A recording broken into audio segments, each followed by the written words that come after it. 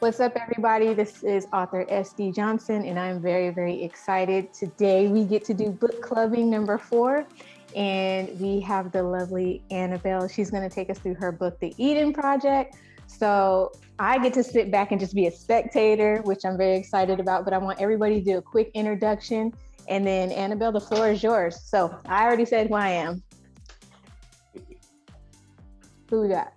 Hello. I'm Ed Williams, a big fan of both the authors, and excited to go through the Eden. Yep, right there. Yeah. And I'm Chevis, just another big fan of the awesome authors and stuff, and the new family that we created. So cool. Okay, hello everybody. My name's Annabelle Nartey, and like you saw before by Dee, this is my book, The Eden Project. So I'm going to go through each chapter and give you guys space to give your feedback on what you think about the chapter. So I'll start from 1 and we'll work our way up all the way down. So okay, so we start off the first chapter with Anaya and Brianna. So our main character, the protagonist, is Brianna, and she's best friend with her friend Anaya. So we start off learning that Anaya has a crush on a guy called Jamal Priestley, and so her and Brianna have like come together the night before and written a love letter to him. And so Anaya goes up to Jamal, and then she presents the letter to him. He reads it, and he says to her, "I don't date darkies, but your friend Brianna, who is light-skinned, can get it." So that's the first introduction we have. First chapter. I want to hear your feedback about what you thought about. I mean, opening pages, I'm like, excuse me? No, I loved it because that sets you up for what's to come. And yeah, we'll get into Brianna. She's my favorite, but go ahead. Yeah, it was like he was asking for war. Like, man, I mean, not only did he say he didn't date darkies, but then he gonna turn around and be like, "Yeah, your homegirl can get it though." Like, not even like, "Hey, but I think your homegirl cute," but like, man, she can get it. Like, I was like, "Bro, you really just did that?" So, and then found out he's dark skinned too, anyway. So, like, it was right. like, oh, like that's how we doing this, huh? Okay. Right. No, starting off with a bang for sure. I was like, "Oh man, this chunk. This is where we going, huh? This chunk, this." I was like, "Oh, these must be some young cats who obviously don't know any better," but yeah, here we go. Okay, so in chapter 2, we see Brianna and Anaya being affected by the rejection, but that also goes into talking about their YouTube channel that they share together, and that how Brianna has tried to control the narrative that Anaya sees because of Anaya's more shy than her and she's more outgoing. It also highlights like an incident that happened with colorism where a group of guys were playing the game.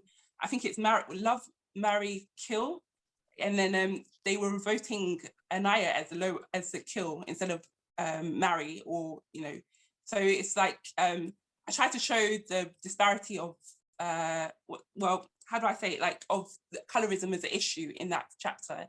So we see at the end of that chapter, Anaya Bree says to Anaya, because she can see that she's obviously affected by the rejection, "Do you want me to stay with you?" And she says, "No, you have a boyfriend, go be with him, you're having a date today." And she just remembers that she has a date.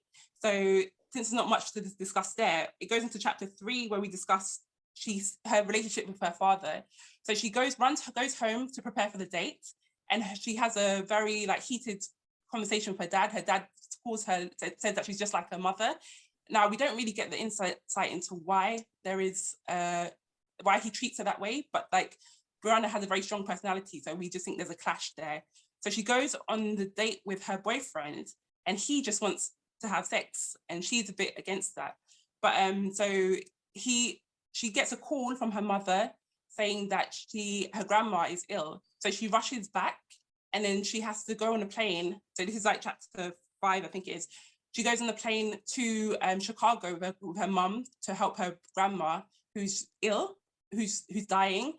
And then when she comes back, she goes to school and she finds that Anaya hasn't turned up. So that's gone through a few chapters, but I wanted to summarize those.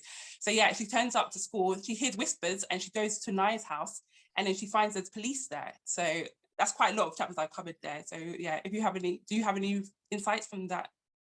I did. From chapter 2, I think, is when we really get to see Brianna's protectiveness over Anaya, and just how she's not going to put up with any bull. She's like, you know, we see her trying to kind of shield her from all the bad stuff that's happening, but then even the way that she talks to Anaya and engages with her really sets the tone of like how strong of a character she is. So, and then that's kind of like the platform, and then we get to see her develop throughout the rest of the story from there.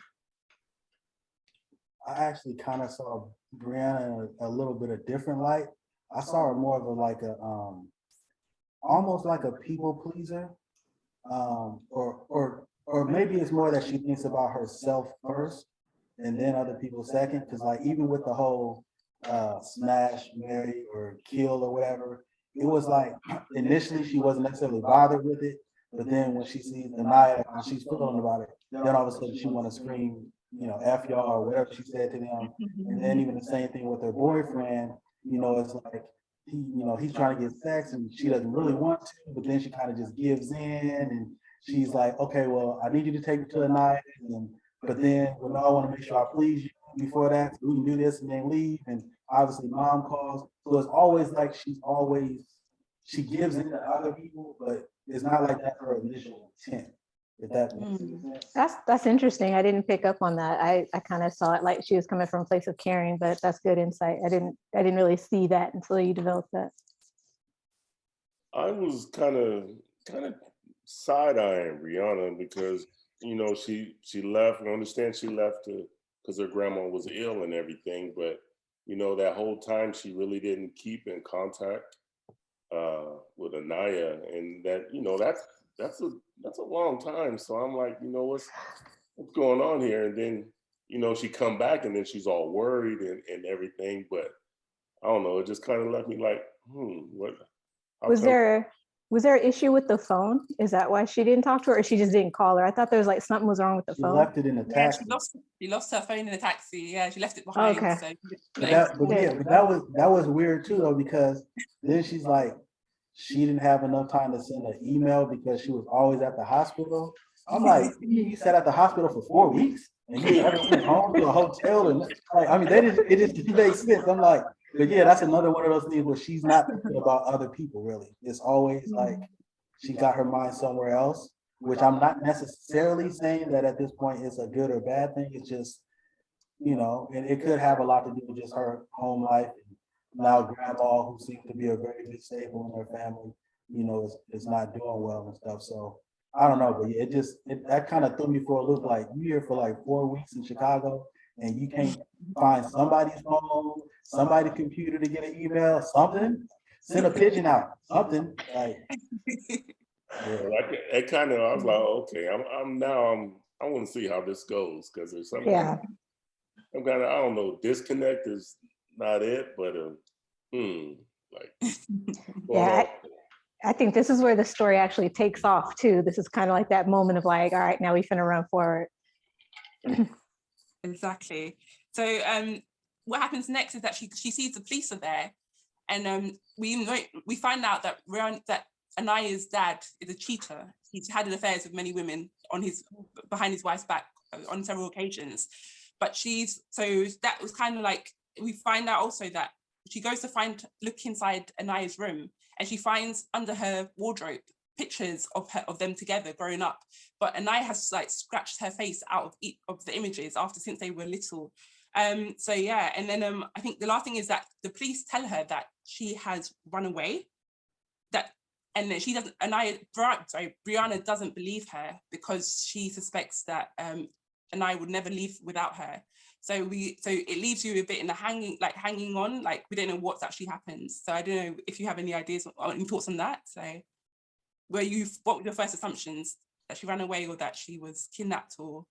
Man, so my first assumption, like immediately when she came back to school and everybody's just kind of, you know, whispering and stuff, and does she really know? I thought that Brianna committed suicide or something, you know. But then I remembered when her boyfriend first had showed up, and she said something about, yeah, I had to bend down and look in the car to make sure it was him. And she started talking about people getting abducted and stuff. I was like, dang, well, maybe that's what happened. Maybe that's why that was thrown in there, as kind of like an Easter egg for us. And so I was like, okay, cool. So when they said she was missing and stuff, I was like, all right, yeah. But I didn't know if she actually ran away or she was kidnapped. I think I initially thought she had ran away because of the whole picture scratching thing.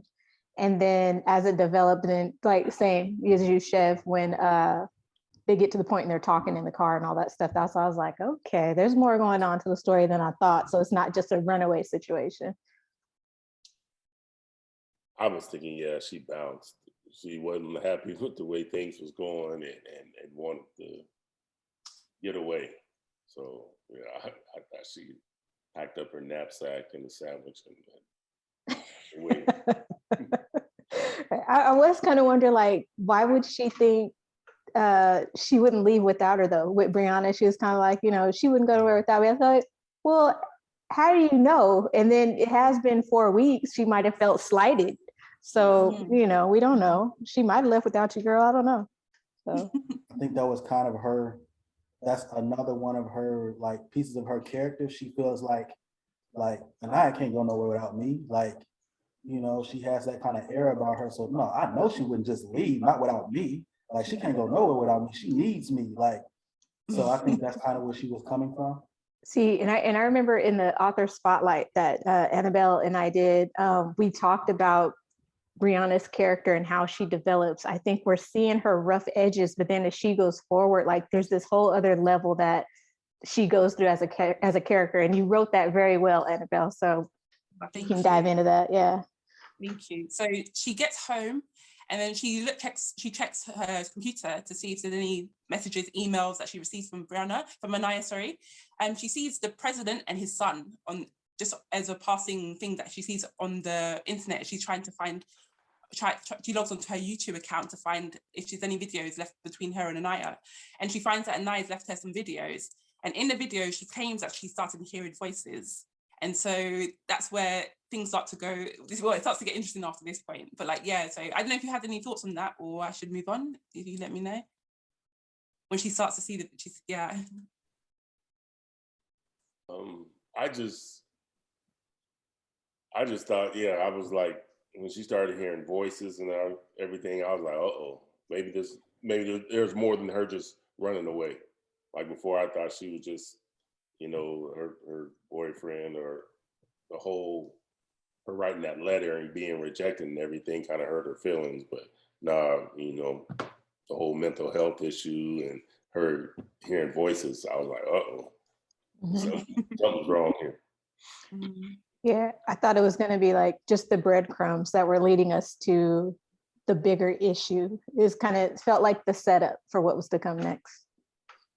Yeah, I definitely felt like it was her having like a mental breakdown and things going on in her life. And I figured, okay, we're about to learn some more stuff in the past, because obviously we've been learning different things that were going on in actually both of their lives. But just, that was some traumatic stuff, seeing pictures of, your dad and just like that stuff was like, man, that can weigh on you. So for her to, be saying she's hearing voices and stuff like that, I was like, uh-oh, she might be, kind of losing it. She might need to get checked in somewhere. Mm-hmm. Yeah.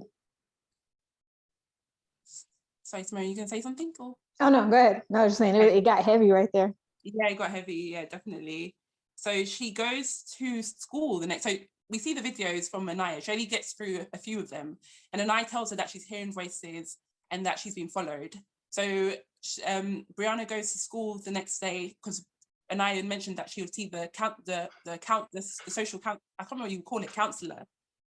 So she goes, the guidance counselor, that's it, guidance counselor. So she goes to school the next day. She can't concentrate on the course that she's doing. So she goes to the guidance counselor, Mrs. Wu, and she finds that Mrs. Wu has to leave the office. So she goes into her stuff to find what she had on Anaya when Anaya was talking to her.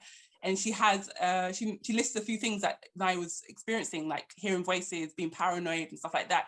And she practically writes her off. So this is Brianna going behind Mrs. Wu's back and finding out about, her record. And then So she leaves from there and she goes to the park opposite the university, and you call it college, isn't it? So college, and then she sees that there are more videos. So she goes through the video and she sees two guys walk up to where she's sitting with masks on, and they're talking to a phone, saying that they can see her. She spotted her, and then she sees the van as well. So she gets suspicious that the people who got Anaya are also now following her. So she rushes to the bus stop trying to get away from them. And then she calls her boyfriend, Marvin, and he turns up, luckily, because he's in the area. And he drives her home. But on the way, he mentions that he's glad that Anaya is gone because she was like a third wheel, and that she didn't have a life of her own. And so Brianna slaps him and breaks up with him. So I wonder what you think about all of that. Man, first of all, Brianna turned into a smooth criminal. She was in there investigating, and then she turned into Sherlock Holmes. So I was like, this is where like I loved her inner dialogue on how she was like processing everything that was going on. And then yeah, I'm like, you're gonna call my girl like a third wheel? Like, you gotta go, bro. So I like that she didn't just let him say that and then just got out the car. Like, she like still, in spite of not knowing all the details, she still defended her. So I don't agree with him in this situation, calling her a third wheel, but I do understand how he was feeling. And then obviously he doesn't know all the intricacies of what's going on through her head. But like earlier, she's talking about like, okay, he's cute, but like he ain't really my cup of tea. I just got him until I find somebody better. Like, what? Like, so he didn't need her anyway, you know? So, you know, again, I'm not excusing for him for his comments or whatever, but I think, you know, it was for the best. Yeah, Marvin, he was just like a little sideshow. Yeah, with the guys following Brianna, I'm like, oh, okay. Now we have something here. This is a whole situation. This is more than her just getting mad and running away. I was like, oh, we got some old FBI, some old gangster stuff going on, you know. yeah, and then like, yep. I was gonna say to that point, like I also think it was like, how do I say it? Like, that's when things became real for her. I think, like we were saying, when she found the videos and all that stuff, Ed, like this is when it became real for Brianna. It wasn't just thoughts or a game or just speculation. Like there's really stuff going on here. So she had a little bit of a wake up call at this point. Exactly. So she breaks up with Marvin and tells him that she will never see him again. And she storms into her house. And when she goes indoors, she sees there's a van parked outside. So she becomes very suspicious. Her dad is downstairs. She has two siblings, a boy and a girl. They're twins, but we don't really get to see much of them. But we just know that the dad is a homebody. So he looks after the kids while her mum's at work. And so she goes upstairs. She starts to record a video that she's been followed because she panics and she worries that she's going to get kidnapped like Anaya. So she makes a video. She's about to post it on YouTube when she hears a voice. A voice comes into her mind and it tells her to stop. And so then she, obviously it's a very strange situation. So she panics, but she doesn't press the button because they say that if she listens, she'll get to see Anaya again. So she listens to the voice. The voice tells her to pack a bag. So it looks like she's, run away. So she packs a bag, sneaks out from her house, and then she loses control of herself. Something else takes control of her, and she is directed to a few blocks down from her house, where she just waits there because she no longer has control of herself. So, and then it was a homeless guy tries to approach her, but just as he's about to cross the road, a van comes up and kidnaps her. So, yeah. What did you think about that? Yeah. I was like, what in the Manchurian Candidate is happening right now? Like, I just was like, okay, so now she's hearing the voices and like, man, that was crazy. Yeah, that was like a twist. I didn't see that part coming. I knew she was gonna go pack up and go to this other world or try to find Anaya. It wasn't like she was gonna stay home or just forget about her friend. I was like, oh no, we about to get good here because she's not sitting put. I felt bad for her in a sense of like not having full control, as you were saying, over the thought process and everything. And just like the level of fear she must have been in to have to like break away, your family's still in there, but you bounce, and then you're still not really sure of why all this stuff is going on. And then we're sitting here left with a cliffhanger until the next chapter, you know, on how things are going to go. But I mean, I can only imagine like the level of fear on top of everything else that's going on. It just kind of seemed like stuff just kept stacking up, you know, against her at this point. So very nice setup for what's to come. So when she awakes, she finds herself unable to see anything because she's been blindfolded, and she's also tied to like a table.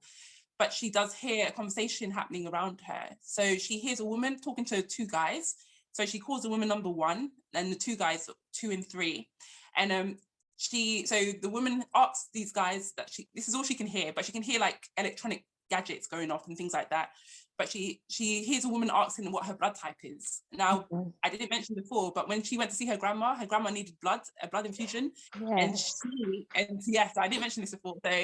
So her mum was a match with her, but Brianna wasn't. So she asks us what blood type she is, and the guy says that she's blood type O.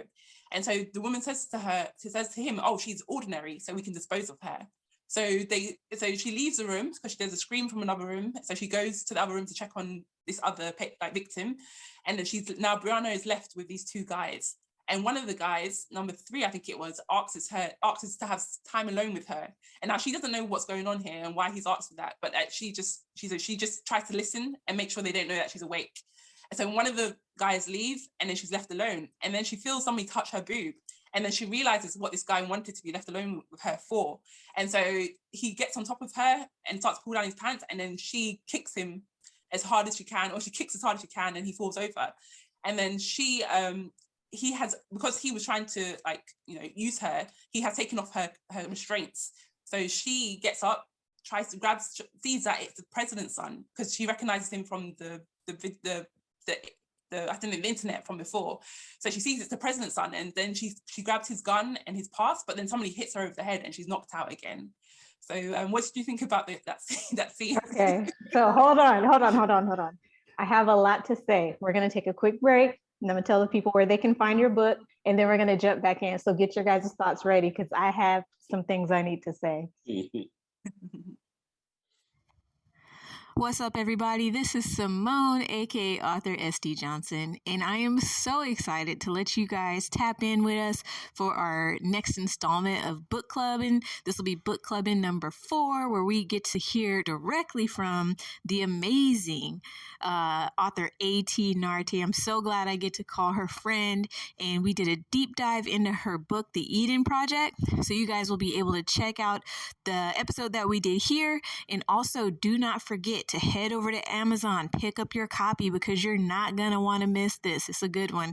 Tons of laughs, tons of conspiracy, tons of action, and tons of just dopeness. You know what I'm saying? So anyway, I hope you guys are enjoying it. Don't forget to pick up a copy on Amazon.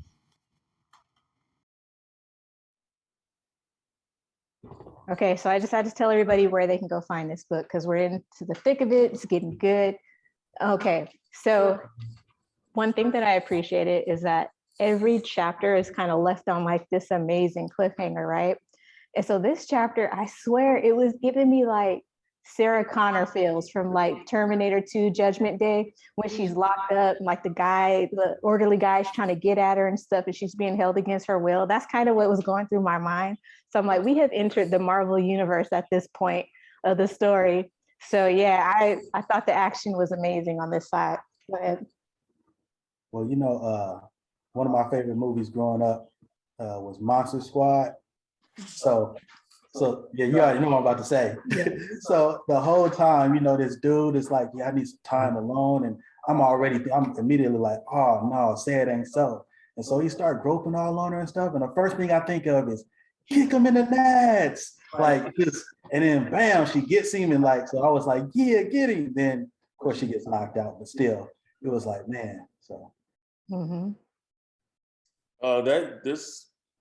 That whole scenario with him like groping her, it caught me like way off guard. I'm like, she's in this other place, she's restrained, and now we getting on, and I was like, oh, this effing creep. I was so happy. I was so happy he got kicked in the nuts. I mean, that's yeah. It kind of caught me. That whole scenario caught me off guard, but I liked how it played out until she got knocked out again. Yeah, I liked how the blood type was also another one of those like breadcrumbs to like the bigger situation, and how when the guy was like, "Oh, she's ordinary," I was kind of like, you know, O does not mean ordinary, but there's more to the story. There's more to the story. So judging me on my blood type. You're just ordinary. I wanted to know what's so special about the blood types. Right. But I like how that breadcrumb from like the beginning, you know, when it came to the grandmother, how that was pulled right back into this piece too. So she's been knocked out. She awakes now. So actually, a few things happen to her. So they come back. Number one, the woman that she heard has come back into the room, and she sees what the guy was about to do to Brianna, and then she tells them off in a sense. And then she asks them to check her blood type again, and they check it again, and they realize that, oh, they made a mistake. She's actually blood type X. Right. So yes, and so there's like a quietness in the room, like there's a reckoning, like what does this mean? And we find out that means she's special, and so she has been selected specifically to be part of a program, but we'll get to that part in a second. So what they do is they knock her out again. They get rid of the guys who were going to abuse her, and then she finds herself going through different types of experiments. They're like testing smells on her, voice, like male voices. They're testing things like what kind of faces she's attracted, like she reacts to. And so, and then then they put her in a room. When she wakes up, she realizes that she can feel the air on her head. So she realizes they cut her hair off.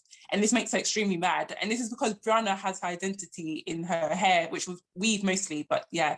So, and then she... So she gets really upset with number one, the woman who comes to address her. But what number one is, she's covered up, and we still don't know her name, so we call her number one. But she's covered up, so we can't see her face.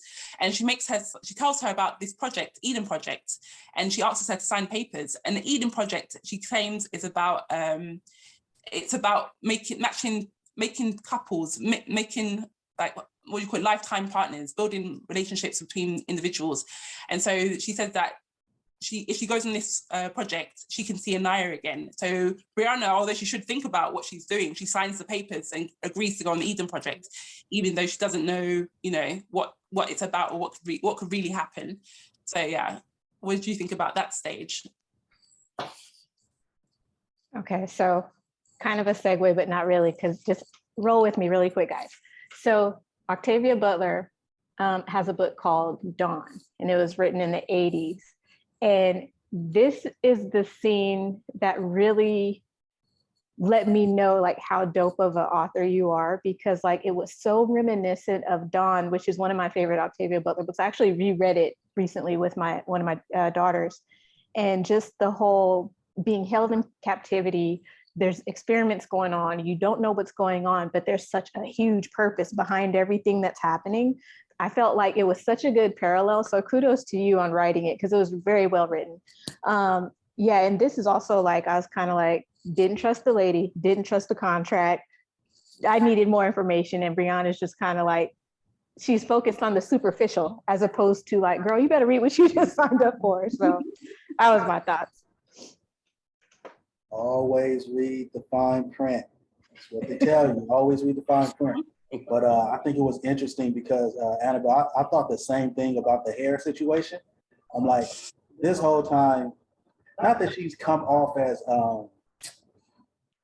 like nose in the air stuck up or anything, but she kind of, her identity was based upon her hair, her clothes, how good she looked, things of that nature. And so now you basically bald head like Sinead O'Connor out here, like, I mean, you gotta feel a certain kind of way, you know what I'm saying? So I would feel a certain kind of way. Samson, you done cut all my hair off. I done lost my power and my strength. So I think that was really bothering her. So I thought that was a nice little tidbit to throw in there. Yep. At this point, I'm just kind of like, I feel like I'm Brianna. I'm just, because everything is moving now, and I'm just curious, what's next? What's next? I'm like, I'm all into this now. So what's next? What's next? Yeah. Annabelle has mastered the art of like cliffhanger by chapter. Feeding us a little bit, feeding. Exactly. Quicker than that. Right. Exactly. Okay, so in the next chapter, this is chapter 12, she awakes. Let's backtrack a little bit. So after she signs the papers, a group of soldiers come restrain her and take her to a room that looks like it's got an incubator in there. And they put her in and they tell her, so prior to that, number one tells her that they have a way to grow back her hair very quickly and like restore her like through a transformation process. They put her into this incubator and it starts to fill up with water. And she thinks at this point, oh my God, they're going to kill me. I'm going to die. I'm going to drown to death. And it feels like she drowns, like the water raises up, but then she gets knocked out. So when she awakes in a bedroom, in a bed, very cozy bed by that. But she wakes up and she realizes that she's not where she was before. And she hears a voice, like a Siri voice. So her name's April, and she tells her that it's like morning. So she wakes up, so I'm confusing it now, but she wakes up, she goes into the bathroom, she realizes this is a house and that it's completely different to anything she's been in before. She can change the light switches on, she can change the background of the walls in the building. She also checks herself in the mirror and she sees that her hair has grown back, but it's straight, which wasn't her natural hairstyle. She also has like a chip in her head. And so she starts to think that, oh, they can probably hear her. That's what they put the chip there for. And so then she realizes that, oh, this is part of the project. She has to be matched up with a partner. So April mentions that Trey is waiting downstairs for her. So she comes out of the bathroom, she goes into the closet, so she brushes her teeth, does her face, she only has nightgown, so she puts on a nightgown and she goes downstairs. And then we meet Trey. And so, so Trey is the person she's been matched up with. So she was a bit suspicious about them being able to find a guy that would appeal to her the most. But Trey is practically everything that she could have imagined. Like he's like dark skinned, chocolate guy. He's like tall, handsome. He can cook. And so she's a bit suspicious because her mum always told her, be careful. Like when something's too good to be true, be wary of it. So she sees Trey and first she thinks that he's a vampire because he's drinking like this glass of like red liquid. And it turns out that this is a supplement that they use and it's a food replacement in a sense. And he's cooked her pancakes and she's so like flabbergasted by him. She's like, she just can't speak for a minute there. So what did you think about like the introduction to her and Trey and her meeting Trey? I thought she was lost in the Matrix at this point. And I gave her a man, he can cook, he's fine. Again, just loved it. I mean, very reminiscent of Dawn. That's what kept playing over in my head. And then even like down to like this supplement. So they're not eating real food. They're not getting what they would normally get on the outs, but they're getting fed this particular supplement. So with that, I just kept thinking like, what's in this that's making them continue with the program? So that it was kind of like setting me up for what was to come next, because that was the only thing I kept thinking about. Like, Trey, yeah, you're cool or whatever, but why are you drinking that and what's in it? Yeah, you know me. I think you got me watching too much Walking Dead and stuff like that. So as soon as you've been kidnapped and they trying to feed you stuff, like why would you all of a sudden try to feed me? Why would I eat? Like I don't want nothing to do with that, And then of course with this dude, it reminds me going back to Marv again. Like, oh, okay. Remember you didn't even like him, even though you thought he was a good dude. But now this dude got everything you want. Like it's a setup. It's a setup for something, and all this vainglory will come back and bite you in the butt at some point. Trey, I was like, oh no, yeah, he's like, I knew something was up. I was like, no. Everything else is kind of abnormal here, and now we got this Mr. Perfect. Yeah. Something's up. Yep. Okay. Same. I don't want to say too much right down the line, but yeah. Okay. I see Trey. So Trey has to go to work. So in that time, Brianna inspects the house and goes around looking at what the house has inside, what it has inside. And he had a good job. Yeah, and he got a good job. Yeah. Exactly. He got his own money. And he got money. He got his own money. Sorry, Every go woman's ahead, dream, sorry. every woman's fantasy, you know. So. So she goes and she inspects his room, but she doesn't find anything suspicious about him. So she's trying to learn as much as she can about him. So he comes back from work, she runs into his arms. Now she didn't expect to like fall for him so quickly, but she's already has like feelings, like she missed him when she was at work. So they have dinner together, they have like this discussion, they get to know each other better. And then he says the next day he'll take her to the mall so she can buy clothes because she hasn't really got anything in the closet. So she goes to the mall the next day and it's very high tech. The cars are high tech. So it's like, you know, the doors come out and you sit down on the seats come out, you sit down on the seat and it takes you back in. You don't have to driveless cars. And the mall is very high tech as well. So she's in one of the shops shopping for clothes when she sees a girl who looks like Anaya. So she runs out after her, but the girl must have heard her calling her name Anaya, but the girl seems to have run away. So she says, oh, that can't be. She gets upset, but Trey assures her it can't be her because she wouldn't have run away if it was truly Anaya. And so then they go home and then I think, yeah. So is there any thoughts that you had on that as well? Like, I was actually thinking the whole time, like, does she even care about Anaya right now? Like, is she even thinking like, my whole reasoning for coming here was so I could find Anaya? No, she's thinking about Trey. She's thinking about the mall. She's thinking about all these flashy, shiny little things. Are you even thinking about Anaya? That was supposed to be your reason for even signing the contract and coming here in the first place. Right. mm-hmm. Yeah, I was thinking she was out here, she drank the Kool-Aid from Jonestown, and so she's in the thick of it. Like she's wrapped up, like that Matrix mentality has like fully set in with her. So like she's kind of checked out with reality, but then of course when she sees the girl who looks like Anaya, she kind of has that moment of like, oh, reality check, this is why I'm here. So yeah. For me, I don't know, I wouldn't say skeptical, but you know, I'm kind of wondering where we're going or whatever. And I'm like, you know, at this point in the book, I'm like, I'm just gonna put myself in Brianna's shoes and kind of just, you know, not, I don't know, I think maybe I was trying to figure out where we're going, what's next or whatever, but I'm like, I'm just gonna be in Brianna's shoes and see what she, you know, how it is now. Of course she's looking for Anaya, but now she has Mr. Perfect in her face. So, you know, I was just like, cool, all right, let's see where this goes, you know. Mm-hmm.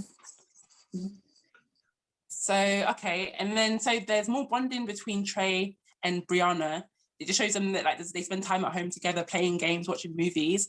Trey introduces her to his friends who are all couples as well.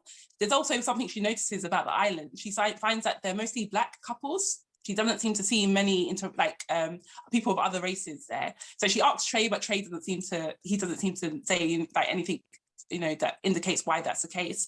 So they meet his friends and they go on an obstacle course. And Brianna, who hates normally doing sports and stuff, she's willing to try for Trey to put her effort into the race. They win, and then whoever wins gets a free dinner off the other couples. So they go to the restaurant, they have their meals, and then they go home. And so I think what happens after that is that Trey does a test on her to see how she reacts, how much she likes him. So firstly, he tests her with other things like rabbits and stuff and see what level of like she exhibits. And when he does it with him, she doesn't quite reach love yet. She only seems to really, really like him.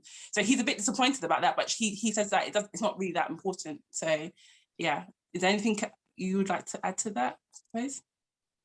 I think the thing that stood out for me was just the fact that he just didn't answer the question about why is it predominantly Black people here. Like he was pretty much like, so anyway, girl, yeah, we're just gonna go and play games. Like he just kind of disregarded her. So I'm like, girl, wake up. Why don't you see what he's doing? But yeah.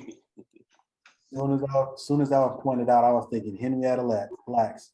I was like, yes. Only Black people, they experimenting, like, run.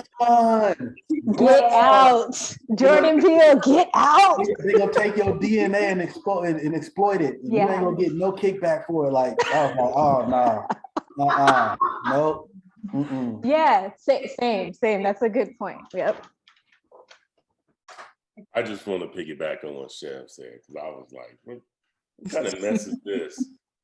The whole all you see is black thing. Now I'm like, okay, what's really going on here? Mm-hmm. Yep, that Henrietta Lacks. That's right. That's crazy. Okay, so the next stage is that Trey tells Brianna that there's going to be a ball happening for all the couples on the island. So again, Brianna needs to find some clothes, a dress for the event. So she goes back to the mall, and then she sees Anaya again, or a girl who looks like Anaya, step outside one of the stores.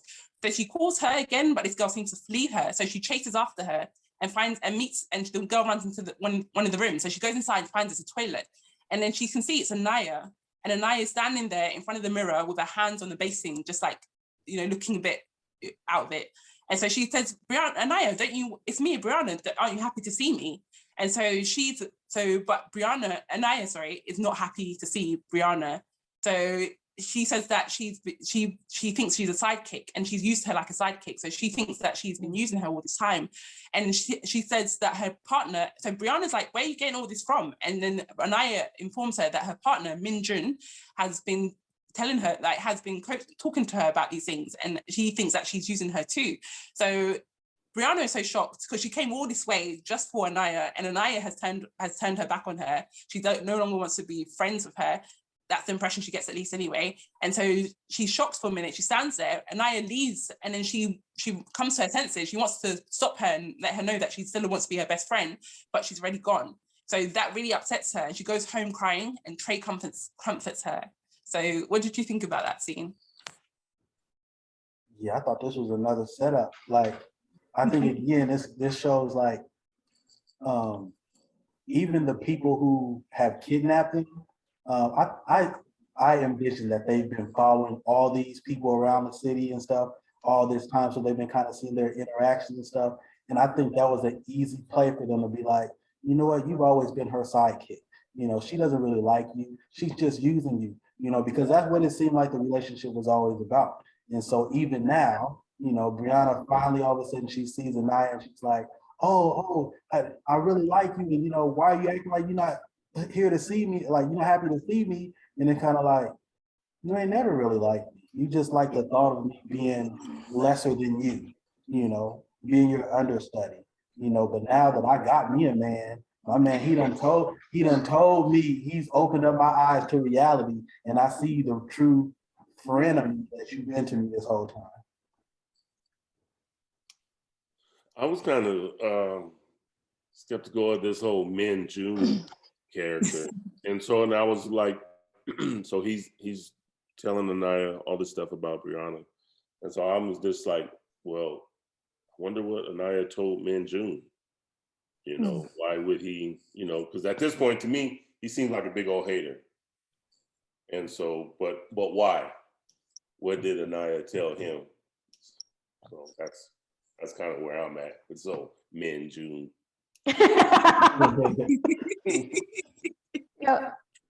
The first thing I thought was like, how does he know all this stuff?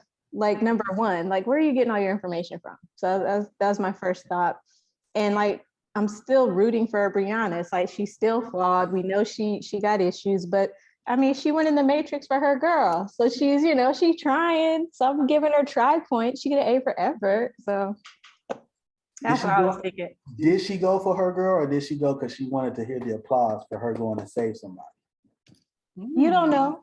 You don't know. I'm just saying. Well, I don't know either, but I know she's there in the Matrix and she done found a man. And now it's like, okay, well, now she don't want to have nothing to do with me. So what comes next? And they still have yet to like break the code on what's going on, period. So I think it gives more room for the story to grow. So. Yes. So in the next chapter, we see that the ball is occurring, and Brianna gets all done up, and so does Trey. So, and they get in the car, they drive to the hall where the ball is being held. And then she sees all these other women dressed up beautifully in their ball gowns, but she decided to go for like a slit dress. So they walk into the venue. The only thing that really made her want to come was because she wanted to see Anaya again. So she's been looking through the crowd, trying to see if she can spot Anaya. So the founder comes up. so as introduction to the entertainment, the founder of the islands comes up, and we hear that he looks like he's a white guy. He looks like he's in his mid-40s, and he has four women, so 2 women on each side of him, all of different races. And then we find out that they're his wives. And so, yes, and then so he introduces the entertainment. He says that the island is a secret project, and that this is how they're going to like populate the Mars in the future, and that they will have this is how they're going to couple people up because it's such a successful project.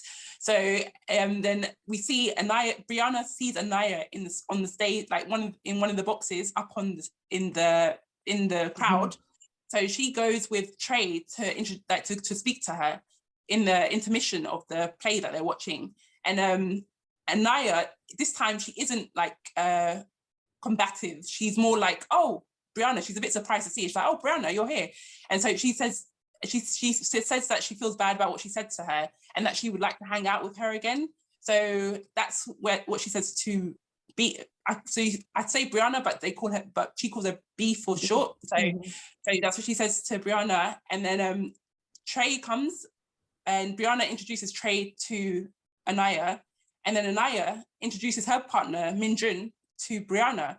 But when Brianna sees him and sees how beautiful he is, she suddenly gets like a feeling, an uncomfortable feeling in her, like of jealousy, or like, you know, like it feels like there's a javelin in her heart. And so that's the first time Minjun is introduced to Brianna. But she leaves with Trey back to their position where they're sitting, but her mind is still on Minjun and Brianna, and Anaya, sorry. So her mind is still with Minjun because he never acknowledged her, and she wanted someone like him to acknowledge her. But so it ends up, at the end of the entertainment, there is a dance, and Brianna is still trying to find Anaya, trying to find Minjun, trying to see where they are. They don't seem to be there, so they go home early because Brianna wanted to leave because she found that she thinks they left already. So I think that's where some of the friction that will build up in the story comes from. So what did you think about those scenes? I think it took them right back to high school again with that moment of like insecurity. There's another, you know, handsome dude in my face, and I don't want to say wanting what the other one had, but it was kind of like a little bit of that. But then getting back to a boy with all his wives, get out, Jordan Peele. That's what's going on over here. I'm like, what do you mean? I'm going to repopulate what? It really seemed kind of cultish. Because I was thinking like, okay, of course my mind starts jumping everywhere. I'm like, man. So I wondered, does that mean that like, because you got this one guy with like, you know, 8 women, whatever, you know, all over here, and then telling everybody else that y'all about to pair up. Well, why is everybody else pairing up and you got 6, 7 of them? Like, what's going on? You know, are the guys gonna start coming up missing, and then he gonna have more wives, and you know, like, hey, you know, my family's growing, like, you know, I'm gonna repopulate the earth, you know, with my special blood type, you know, whatever. And so I was like, dang, that's kind of weird. But then when it came to the whole Brianna and Anaya's type thing again, it was like, see, here we go, right back to that same old stuff. Now she's feeling like I'm the super pretty one. I should have that man. Like, you know, like, dude, when are you gonna grow up? Like, you know, like it's just like, and you got somebody, you know, you got Trey over here who you already liked, but now you see something that you think is bigger or shinier, and you're like, oh, well, how did Anaya end up with that? I'm supposed to have something like that, and she has something lesser. That's what I thought about it. Yeah, it definitely felt like a cult thing was establishing itself here, but Brianna sees Minjun, and now Trey was like Mr. God. Now she sees Minjun, and she thinks he's the latest and greatest. And I'm like, oh, okay, maybe Anaya is right here, you know, and you know her feelings towards Brianna, because Brianna's like, you know, just wishy-washy from Trey to Minjun, and maybe there's a reason why Anaya is kind of, you know, standoffish or you know, feeling like Brianna's not really has her best interests at heart. Mm-hmm.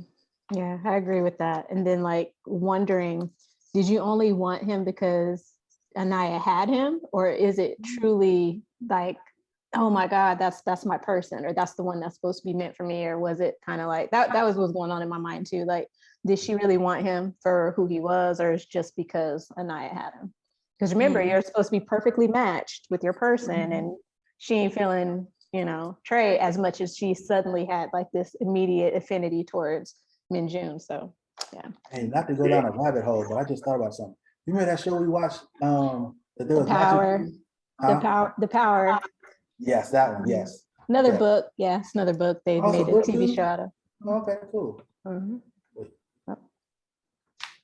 Okay, so I think this is, so in the next chapter,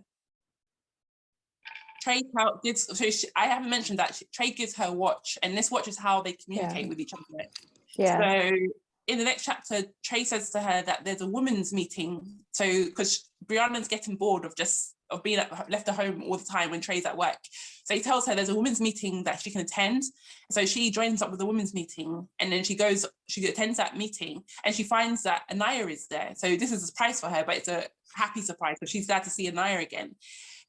We find out one of the women at the meeting her name's Portia, and she's one of the founders' wives. So everybody's a bit suspicious. They're a bit like conscious of like, oh, she's one of the founders' wives. She must have like, where does she know? What's her life like? Mm-hmm. So we meet other women as well. They all talk about their stories about how they were kidnapped and taken to the island. And so it's like a bonding session for these women. But we don't find out much more about Portia. She seems to keep her cards quite close to her chest. They asked her a few questions like, how old are you? And like, when did you marry the founder? And it seems like she would have been too young to marry him, that she would have been underage to get married when she came to the island. So there's a few questions left there about her. And then, so is there any thoughts about that before I go on to the next one? Just back to that whole cultish stuff, like, again, like, who are you, two? Like, I mean, like, you're a little bit young, like, that just didn't sit right. Like, and so are you telling the truth? Is all this stuff, all this stuff adding up, or like, or you just don't want to tell everybody about how bad this really is? Don't trust her. Don't trust her. Don't trust her. Now I'm thinking, now they have that coin in their head, and Portia, I was like, nothing but trouble. Nothing but trouble. Yeah. I remember putting the book down at this point, and I was just kind of like, so nobody wants to be like, girl, we got to get up out of here. Like, we're just trading our like kidnap stories. Nobody wants to figure out a way to get out. But then just like, to Ed's point, like they all had the chip. And so it's just kind of like, they were already there. Now we have this mysterious lady here who's like, asking us all these questions. So it's just kind of like, again, another cliffhanger to set us up to where we're going. So. Okay, so Brianna at this point has started to you can see her starting to get tired of Trey. So he's always asking her, are you okay? How's everything? And she's finding that annoying. So then she gets to a point where she tells him that she thinks, so she says, why can't you be more like Minjun? When she gets into like a argument with him. And then Trey explains to her that they wouldn't make a good match because he's more doting than Trey is. And so then he tells her about the surveillance that they've been doing to monitor each and every one of them. And so Brianna's upset about this. She goes to bed. Trey comes to her room and sits down on the end of her bed and just says, look, I see you're not happy with the situation. Maybe we should start again. Let's be friends and start from the beginning. So then we go back to the women's club. So she goes back to the women's club the next day. So she's happy with the arrangement between her and Trey. And then there's an evacuation drill. So all the women are told to evacuate. So the alarm goes off, and that means that they all have to evacuate to where the border, where the sea meets the land. And so they all go there, and they're all lined up. And then the woman's coming around inspecting everybody, and she's like testing their chips on their head. And so it comes to a woman. So Brianna at this point is very scared because she believes they can hear all that's going on through her chip in their head. And so she's worried that they found out that she and Trey are not getting along. So they come to the road beside her. They catch a woman, and like it makes a noise, and then they take her away. And she's a bit like, oh my God, what's going on? So why did they take her away? And then we find out that she wouldn't match with her partner. So they're going to take her away. We don't know what they're going to do with this woman. So So Brianna's really like panicked, and they come around to her. Hers makes the same noise, but then they try and test it again, and it's working again. So she's like, "Phew, lucky I escaped that situation. Like I escaped that thingy." But it makes her realize that she's not safe, and that her and Trey. I imagine she would think that her and Trey need to work out, or that she needs to find a way to get away from the island. So, what did you think about that part of the story? Intense.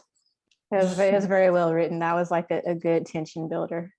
I like that piece. Thank you. I was wondering why, Brianna, I'm like, they're tracking you. They obviously see, they can scan you now, and you already done caused alarm. Like, I was like, you better get it together. Whatever, I know you have your questions. You're there to find Anaya and Trey and everything, but you better put on a happy face, or you might get ousted here pretty quick. So that's where I was at. Yeah, I actually, I guess I was too worried about everybody, because I'm sitting there like, everybody just follows the orders and instructions like it's nothing. Of course they got the chip, so they kind of sort of have to, but not really. And it's like, at first I'm thinking like, okay, everybody go to where the land meets the ocean. Y'all about to drown us or something? Like, what's about to happen? Like, y'all gonna execute us like on the shore? I'm not going. I'm about to go hide somewhere. That's what I'm thinking. And so, when all that happens, and then they start checking the chips and stuff, I'm like, oh, okay, that wasn't as bad as I thought. Yeah, I was scared for that lady though when they took her off. Like, so she's out of the island, because they ain't finna send her back to reality, into the States or wherever. So like that's her demise. So that was intense. All right, so before we move on to the next couple of chapters, we're going to take one last break, and then we'll come back and wrap everything up. Hey, this is Simone again. I just wanted to remind you guys to head on over to Amazon.com and get your copy of The Eden Project by A.T. Nartey. I know you guys are loving this episode of Book Clubbin. We had such a fun time filming it and just talking about the book. And then also be sure to follow her on all her social media handles. I'll go ahead and link those down below so you guys can give her a follow, show her some love, and check out what she has going on right now and all the dope things that she has to come. All right, let's get back to it. All right, so we are back. We're in the thick of it, you guys. Go ahead, Annabelle. Okay, so where were we? So Trey, because now we see the point that Brianna is getting bored of Trey. He invites friends over, Amanda and David, and Amanda tells Brianna that when she first arrived on the island, she also didn't have the feelings she had now for her partner, and she was actually engaged to be married before she was abducted. So she's like, it can still work for you. So Brianna has some sort of hope that maybe they can salvage the situation. So the next day she goes, Anaya's birthday's coming up. Now they have a shared, like their birthdays are a few days apart. So Anaya's birthday's coming up. So Brianna goes and buys her a necklace for her birthday. But the day that she attends the women's meeting, Anaya doesn't turn up. So yeah, I think after that, she tries to call her, but she doesn't pick up her phone. A week passes and Anaya still hasn't turned up to the women's club. Brianna's birthday comes and goes without a word from Anaya, which is unusual of her because their birthdays are close together and they're so used to sharing it together. She tries to call her, but she's not picking up her phone. And then Brianna, she goes to Anaya's house because she can find out where she lives based on the watch, because it has the address of everybody who lives on the island. And she finds out that Anaya is engaged. And so this shocks her. And she's like, but don't you think you're too young to be getting engaged? But Anaya doesn't want to hear any kind of like not negativity, but like any kind of talk about her not being with Minjin. So she leaves and she feels absolutely terrible. So I wanted to know just quickly what you felt about that part of the story. I'm like totally like flip-flopped on Brianna, because I thought she was the friend down for it, coming to find my friend, and now she's a hater. She's jealous, and I'm like, man, you ain't all that, Brianna. Yeah, I definitely I don't necessarily have a whole lot of hope for Anaya and Minjun. Like, I'm like, oh yay, happy for y'all. But at the same time, I'm like, Brianna, like, are you saying these things because you really think she's too young? Or are you saying these things because you really want Minjun for yourself? Like, what is your motive behind all this? Out of jealousy. Yep, exactly. Yep.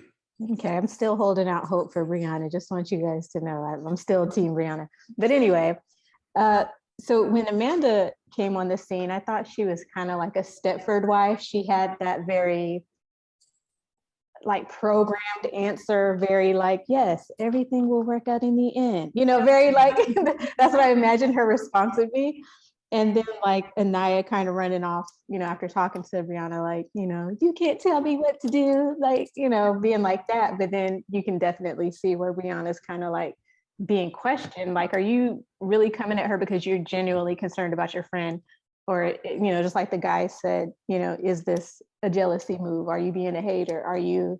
So again, there's like always like this, it's like their own turmoil bubbling. Like you can see the flaws in their friendship. And it's being dropped right in this whole big conspiracy, Jordan Peele, Get Out, Matrix type setting. So, you know, there's a lot of moving pieces. Yeah, definitely. So, and Brianna, so the next day she turns up and then she finds out that Nai's having an engagement party. At this point, Brianna has already turned to alcohol. She's like drinking all the time. Like, yeah, she's like completely. So she resorts to alcohol, and so on the day of the engagement, she turns up. She obviously trades with her. She turns up, has a drink already before she's left, and then she goes to the engagement party. She finds that there's loads of different couples there. She didn't even know Anaya knew that many people. And then she finds Anaya, and then Anaya asks her to be her bridesmaid. And then Brianna at first is like, yeah, of course I'll be your bridesmaid. You know, it's fine. And she's like, when are you getting married? It's like 3 months time. And she's a bit taken back by that. And she's like, yeah, we're all getting married in 3 months time. Right. So Brianna's like, what, do you think I'm not going to be part of this? Or like, you think I'm not going to be part of, like, I'm not going to make it to that level? And she's like, but so it's a kind of like an insult, but it isn't quite insult. It's like, you know, so she feels a bit insulted. But then she sees Minjun go upstairs because Anaya sent him upstairs to get something. So she's had a bit to drink. She follows him up the stairs. And then she goes into, he's in one of the rooms. She walks into the room and then she throws herself at him, but he rejects her. And so she feels a way about it and she rushes back downstairs and tells Trey that she doesn't want to be there anymore. She wants to leave. So so they leave the party, gets her in a car. He seems to be like, you know, what's wrong with you? Like, ever since you met Anaya, you don't seem to be happy anymore. And so, and that's where I want to hear your feedback on that portion of the story. Yeah. Mm-hmm. You know, they got those 90-day fiance visas. So they only got they only got 90 days to get hitched. Otherwise they get sent, to the nether regions somewhere, I don't know. Because they can't go back to regular Earth. I don't know what's gonna happen to them, but yeah, again, I continue to have the same feelings about Brianna. Like, this is all about you. None of this was ever about Anaya, and you prove it over and over again. You're not even trying to leave this place. You're more concerned with getting that Minjun right now. Like, what are you doing? And then you go try to run back to the like, oh, I don't want to be here. Let's go, baby. Like, nah, man, all that caring stuff, leave that at the door.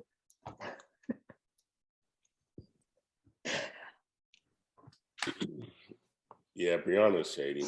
That's all it is. Brianna's shady. And I was kind of like, man, I wonder what would have happened how the story would have went if Minjun did give in, and how that, I was like, man, that could have been like a bomb. But yeah, I don't know. At this point, I'm like, Brianna, you're not my friend. Everybody's done with Rihanna, but I'm still, where my hope lies. I don't know, with this one, I'm like, how come nobody's questioning the 3-month rule? Like, you're so caught up in the dynamic between Trey and Minjun. You're so caught up in the Anaya situation. You're not questioning the bigger picture of the questions that were asked from Portia at the ladies' meeting. You're not questioning the whole 3-month rule. Because personally, like if somebody would have been like, yeah, girl, I'm getting married in 3 months, we all are, I'd been like, girl, what? Like, what you mean? You know, it would have been a problem. So yeah. Yeah, I get it. How your question about how come ain't nobody questioning, but I mean at this point they're in this new world and they're not in control of anything. So Right. you know, they better go with the flow, or they're gonna be like that one lady. The lady on the beach. Right. Right. About to get removed. Whatever disappeared and she went down in the acid. Yes. Yep. Yeah. Okay, so the next stage is, so as a repercussion of being rejected by Minjun, Brianna gets it in her head that something is not right. Something's not right with the island. Something's not right with these men. Something's not right. Now you're concerned. Now something wrong. Right. Now something's wrong. So that night she goes to the kitchen because she wants to get another drink, and she finds Trey sitting there nursing the cup. And so she's like, "Oh, what are you doing here?" And he's like, "What are you doing here?" She says, "I came to get a drink." And he's like, "Oh yeah, what kind of drink?" Because he's noticed now that the drinks that he had in his cupboard are disappearing. And so the only other person it could be is Brianna.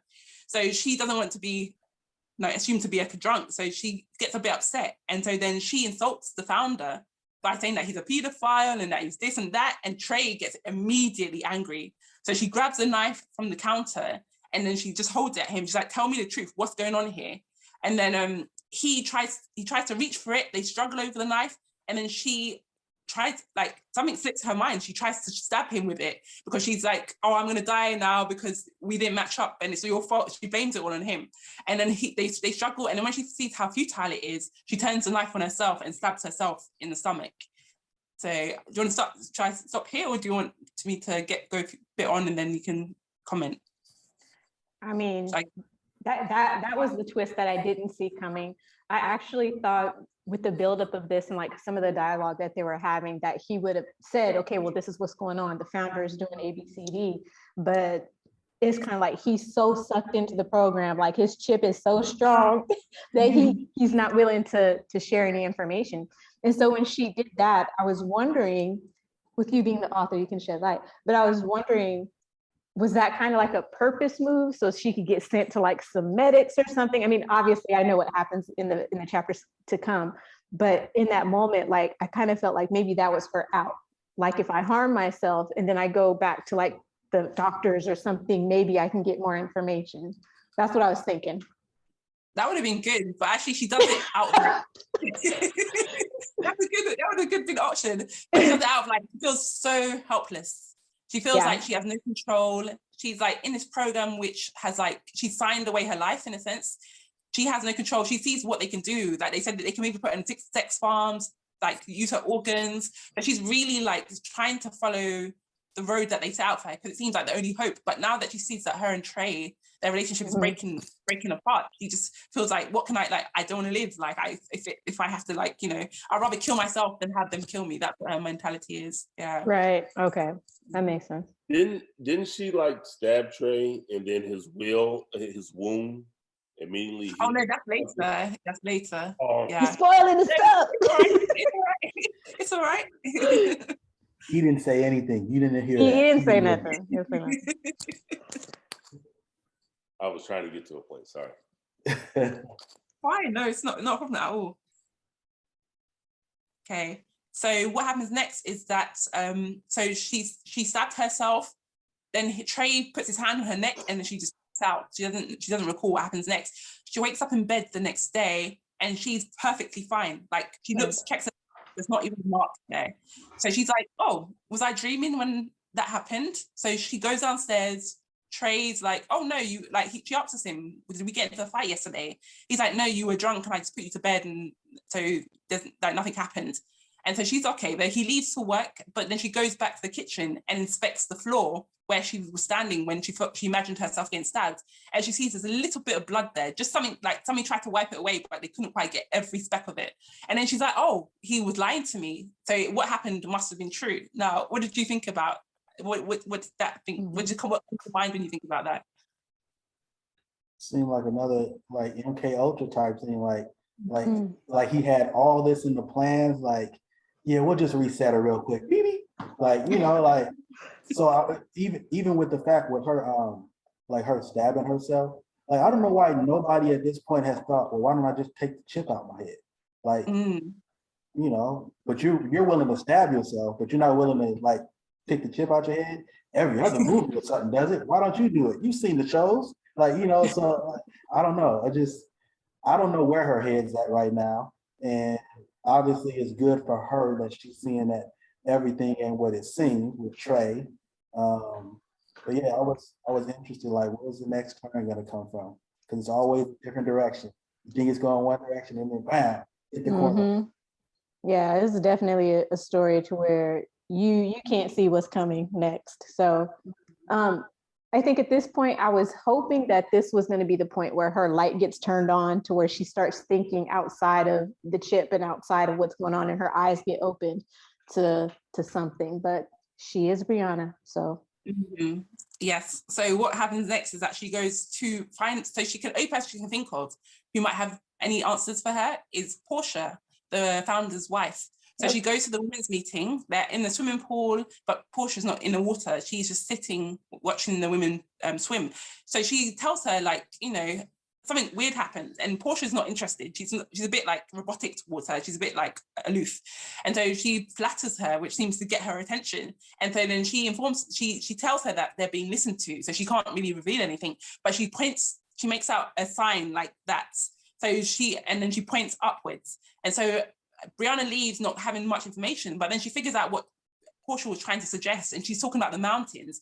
That's where most of the men of the island work. They work on the mountain, on a base. Mm-hmm. So what happens is Brianna, she decides that she'll follow Trey to work. So she follows him to work, but she took his pass. So he thinks he's left it behind and goes back home. But she goes in his place and goes into the building, and she finds that, so she's a bit confused because the people are doing different things, but she gets herself all covered up for like lab work. She goes downstairs, and then she finds out that it's an incinerator, and she sees that they're incinerating the women who we can only suspect have not been successful with the Eden project. So they're killing them by drowning them in acid. So Brianna sees this, and she throws up inside of her costume, her outfit, and then she leaves because she can't see it, watch this, and she goes upstairs, and she goes to another room where a woman lets her in, and she tells her that she's just there to inspect one of the incubators got damaged, and she sees herself in an incubator, and the room is full of incubators with bodies inside them, and they seem to be like, she sees herself, but she sees herself like she looks less prettier than her, looks a bit more like, you know, not as attractive as she is, but she's in the incubator. And she panics when she sees this. So she's trying to put two and two together. But with her, she doesn't really come up with the right answer, but she's thinking, what's going on? So she assumes that they are, what they call them, what do you call it? When you create something out in a test tube type thing. What do you say? The clone? Yeah, so she's cloning, that's it, cloning. So it feels like they're cloning them. So she goes upstairs to the library room, and she finds that she learns more about the project. So she sees why the founders started the project. They're taking women with the X chromosome, and they're having them inseminated with the founders' sperm, and the rich, wealthy people, their sperm to continue to, like, you know, generate the next civilizations after them. And so she's like, oh my God, so these men they're like droids. So she goes up, leaves, and then she rushes over to Naya's house. She finds out while she's down there also that the security alarm is going to be off for 20 minutes that evening. So for 20 minutes, there's not going to be any like locks on the doors. They're going to be able to come in because they need to fix something and leave. So she starts to make a plan in her head. So she goes over to Naya's house, and Anaya won't open the door for her because Minjun has told Anaya that Brianna tried it on with him. So now Anaya is like wanting to wipe her hands with her completely. And so, but Brianna persuades her that she runs into the house and tries to persuade her to leave with her that night. So she tries to tell her the story about what she saw, and she tries to tell her that Minjun is lying to her and that he's a droid. So she proves it to her by stabbing him in the stomach, and then Anaya goes crazy and attacks her. So what did you think about that part of the story? Man. Oh, go ahead, Ed. I'm just totally engulfed in it now because I was like, you know, wondering where it's going. And man, when she sees herself in the incubator with the liquid and everything, I'm like, okay, this is a serious project we got going on. So yeah, I'm all in now. Yeah. Did you guess what actually happened? Like what was going on when you saw the incubator, or were you with her? Like you thought what she thought was right? Nah, I can't say I guess what was going on. I'm just like, whoa. I'm like, man, this is a serious project. Whatever it is, it's serious now. Okay. Yeah, when I saw at that point, it's like, I knew it. They're making clones. Sestra! Like, man, I was like, man, this is crazy. Like, I knew they was up to something. Like, I didn't actually I didn't pick up on the whole guys being drones part, whatever. But the women, I was like, see, I knew this is what's happening. They're making clones of everybody. Yeah. So I started thinking about Detroit Become Human. It's a video game. And there's a part where like the droids start thinking for themselves and they try to like take over humanity. So that was kind of playing in the back of my head. I did not see the clone piece coming. So when that happened, I was like, what in the Minority Report? I was thinking about that movie with like Tom Cruise. It's like so many different elements of like great sci-fi were compiled into this one chapter. I mean, because not only do you have like the clone and the, rebuilding humanity, but then you also have like the androids. So it's just like a good mesh of like speculative fiction here. Yeah, thank you. Because Min-jun doesn't die, she convinces them that he's a drone or android, and how she's trying to convince Anaya to leave with her. So Anaya doesn't want to go with her. She gets Min-jun to kick Brianna out of the house. So Brianna's like, oh, I have to go by myself then. Like, if I can't persuade her, then I'm just gonna have to do what I have to do. So she goes home. She doesn't tell Trey what she's experiencing, what she saw.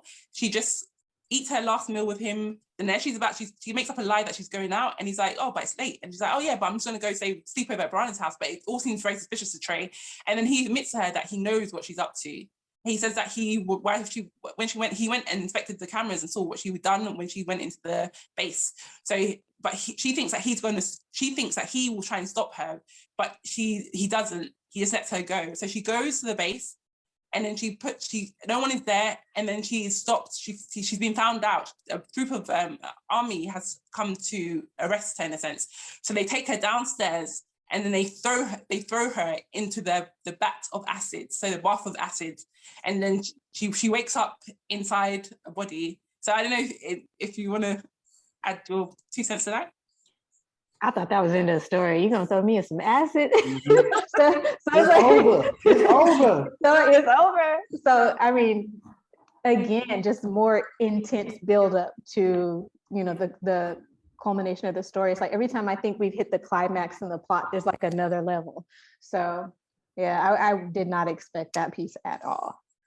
Okay. Yeah, I definitely thought that was it. And then to just kind of wake up in a whole new body, like, oh, like, hey. I was like, oh, you got this used clone body? Ugh. Oh my gosh. So she wakes up inside the incubator, and she realizes that this was her true body. They had made a clone of her, so it was an android that she was living in. And she thought so her consciousness had been transferred into an android. And that's why she felt different. So she wakes up, Trey has come to save her. So he breaks her out of the incubator. And then number 1 turns up with guns and the army, because they came to destroy her physical body as well as her android body. And then, so she thinks that everything's over. So she's like, we have to get something that they're not, so we have to get a hostage so that they won't kill us. So she looks for the founder's body, and she finds him. But at that point, number 1 comes in and like she charges the soldiers to fire at them. So they do, and they kill the founder. And so Trey, who has always worshipped the founder, he gets on his knees and is like praying to the founder. So like, yeah, and he, not praying to him, but like sort of mourning him. So Brianna's like, come on, we have to go, we have to get out of here. But she, it doesn't seem to work on him. He seems to be stuck in sorrow for the founder. So number 1 comes in, and then for some reason she realizes they haven't been shooting at her, and she turns around and finds that Anaya and Min-jun have turned up, and they have now taken the gun off number 1. And so what happens is after that, So number one is taken captive. Brianna takes her upstairs to the control room. She's like, you know, what button can I press to like get us off the island? And she won't tell her because she's a bit, she suspects that she's a bit crazy. So because she laughs and she's like, she acts a bit mad. But anyway, so she presses the button for self-destruct on the controller, and it means that in 60 minutes, the whole island will be destroyed. So at this point, Brianna's like, oh my God, we have to get out of this island. But not just her, everybody, all the women need to get out.